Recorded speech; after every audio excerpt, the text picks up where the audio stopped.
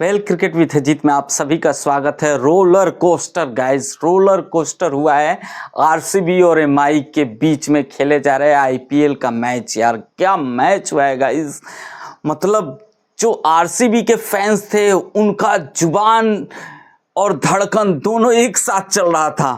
पहली जुबान धड़कन इसलिए कि हम हार ना जाएं, और जुबान इसलिए कि यार स्लो पिच पे एक भी गेंद स्लो नहीं हो रही थी और केवल यॉर्कर के चक्कर में लेंथ बॉल फेंके जा रहे हैं और छक्के पे छक्के खाए जा रहे हैं, जिसके वजह से आरसीबी के फैंस के जुबान भी चल रहे थे कि क्या कर रहा है तुम लोग भाई, थोड़ा सा कटर डालो, थोड़ा सा घुमा लो। तो वहीं पे एमआई के लोग तो सीट की पेटियां बांध करके बस ऐसे दुपक करके देख रहे थे कि हार्दिक पांड्या आखिर तक खेल जाए।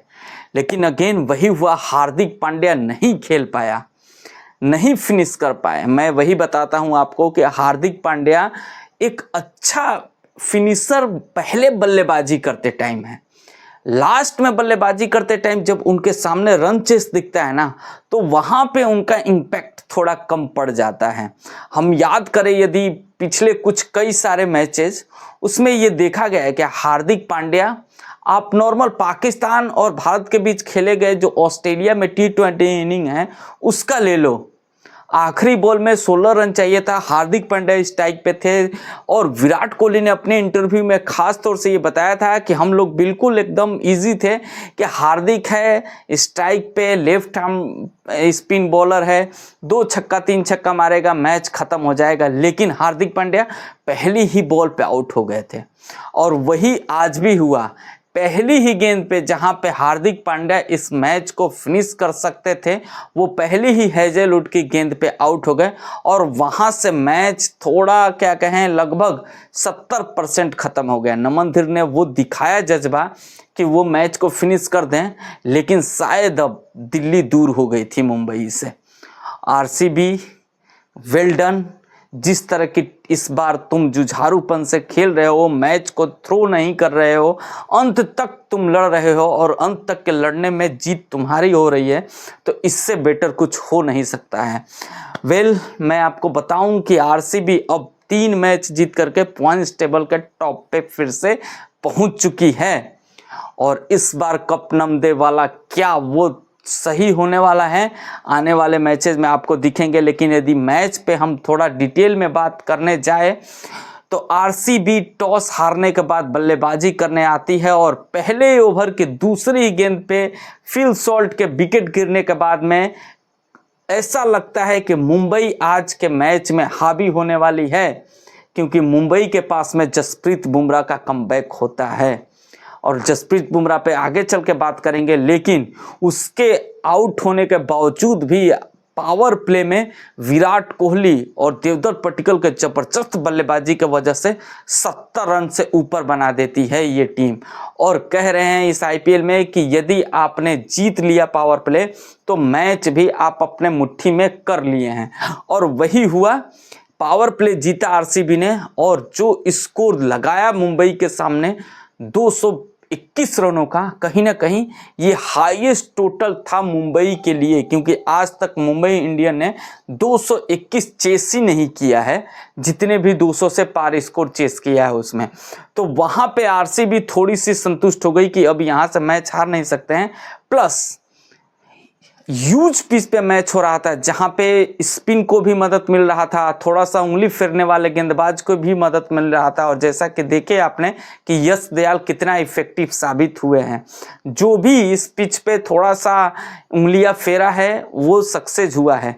आप कप्तान हार्दिक पांड्या के ले ले भी तो वो भी अपने 3 ओवर अच्छा खासा डाले थे, आखिरी ओवर महंगे हो गए क्योंकि अंत के ओवर में आए थे और आरसीबी को रन बोर्ड पे लगाना था, तो तेज खेलने के चक्कर में उस टाइम पे थोड़ा सा वो महंगे साबित हो गए, वरना उन्होंने भी बेहतरीन यहाँ पे गेंदबाजी करी थी। साथ ही यदि हम बात कर ले तो एक बार फिर से कप्तानी पारी खेली है यहाँ पे और उन्हीं की कप्तानी पारी और अंत में जितेश शर्मा के जबरदस्त फिनिश के वजह से 220 के पार पहुंच पाई आरसीबी की टीम। वहीं पे यदि हम बात करें लिविंगस्टन को, तो यार हाथी जैसा बल है और गधे वाली काम कर रहे हो, ऐसे नहीं चलने वाला है। जिस टाउन पे खेलने आ रहे हो उस टाउन पे इम्पैक्ट छोड़ के जाना आरसीबी के लिए, तुम्हारे लिए बहुत ही बड़ी चीज़ है।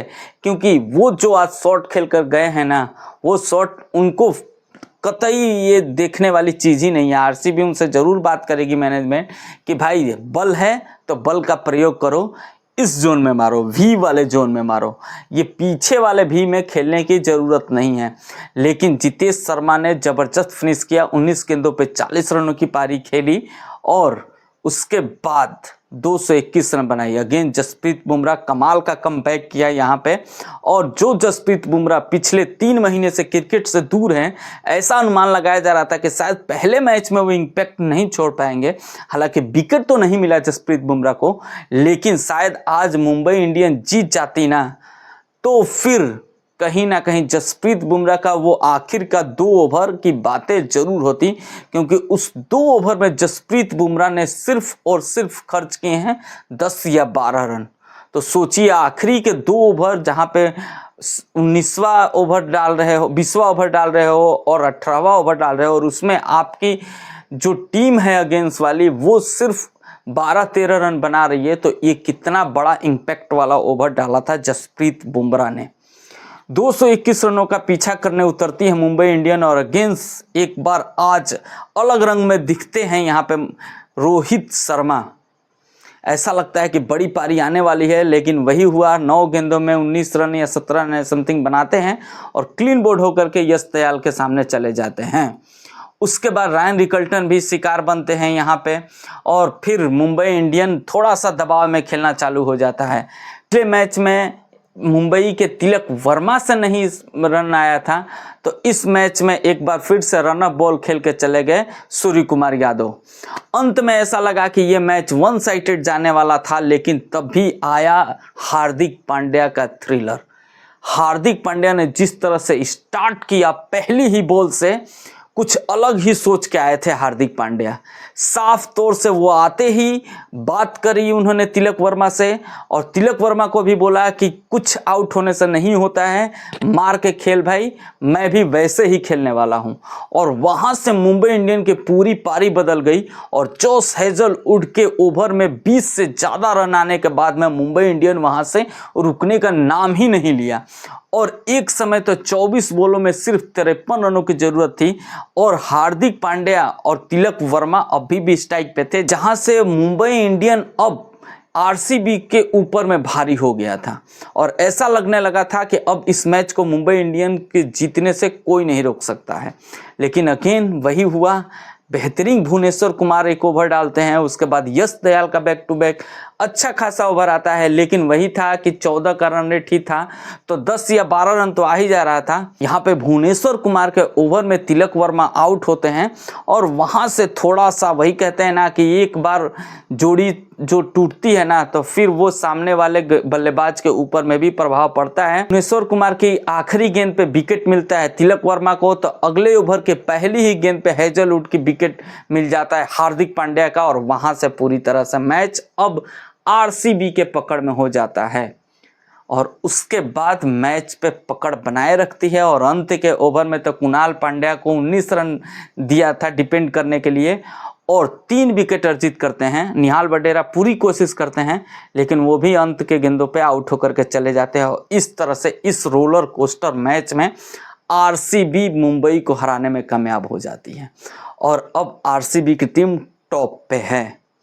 मैच जबरदस्त हुआ, नो डाउट, कोई भी जीते, लेकिन हार्दिक पांड्या आज पहली बार हार के बाद थोड़ा सा वो मायूस दिखे हैं, क्योंकि जिस इम्पैक्ट के साथ मुंबई इंडियन के और भी ऊपर के बल्लेबाज खेल सकते थे, वो इम्पैक्ट पूरे ही इस आईपीएल में अभी तक किसी भी मैच में नहीं आया है, जिसके वजह से हार्दिक पांड्या आज के मैच में वो थोड़ा सा निराश दिखे हैं।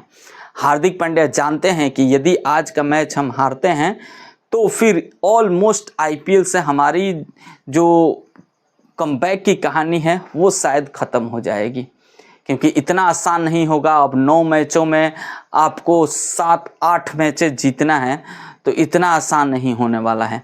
इसलिए हार्दिक पांड्या भी आज हार के बाद में थोड़ा सा निराश दिखे।